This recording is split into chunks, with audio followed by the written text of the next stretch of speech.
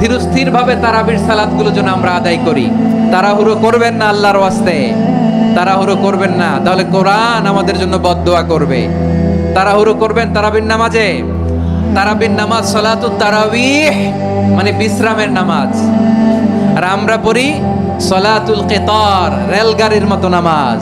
না, এরকম করবেন না। ইমাম সাহেবদেরকে আশ্বস্ত করুন যে ইমাম সাহেবরা আমরা পিছনে আসি আপনাদের সাথে, আপনি আস্তে আস্তে পড়েন, তার দিলের সাথে পড়েন, ধীরস্থির ভাবে তারাবির সালাত পড়বেন। সারা বছর এই সুযোগ হয় না দাঁড়িয়ে কোরআন শোনার, এরকম আয়োজন ব্যবস্থাপনা সারা বছর আর আমরা পাই বলেন তো না। তারাবির সালাতের রাকাত বিতর্ক এড়িয়ে চলুন, রাকাত নিয়ে বিতর্ক করবেন না।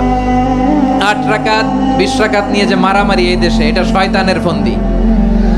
চিল্লায় বলেন এটা কার ফন্দি? আমরা 20 রাকাত পড়ি, আপনারা হয়তো 8 রাকাত পড়েন, কোনো অসুবিধা নাই। আমরা যারা 20 রাকাত আমরা পড়তেছি, আমরা 20 রাকাতের কথাই বলি, 20 রাকাত আমরা পড়বো আজীবন। সৌদি আরবে মক্কা মদিনায় 20 রাকাত পড়ে, কোনো অসুবিধা নাই। অন্যান্য মসজিদগুলো 8 রাকাত পড়ে, এই নিয়ে এদের মধ্যে মারামারি আছে? হ্যাঁ, আর এই জন্য রাকাত বিতর্ক এড়িয়ে চলবেন। প্রিয় ভাইয়েরা, আপনার আমল আল্লাহর কাছে কবুল হবে সংখ্যার বিচারে না উত্তমতার বিচারে বলেন তো? উত্তমতার বিচারে। কত চমৎকার ভাবে আপনি আল্লাহর সামনে দাঁড়াতে পারছেন এটা বিবেচ্য। রুকু সেজদাগুলো সুন্দরভাবে করবেন, রুকু থেকে সোজা হয়ে দাঁড়ানো ওয়াজিব, 2 সেজদার মাঝখানে সোজা হয়ে বসা ওয়াজিব।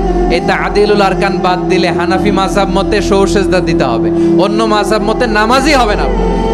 এই জন্য ধীরস্থির ভাবে তারাবির সালাত যেন আমরা আদায় করি। পারা যাবে তো ইনশাআল্লাহ?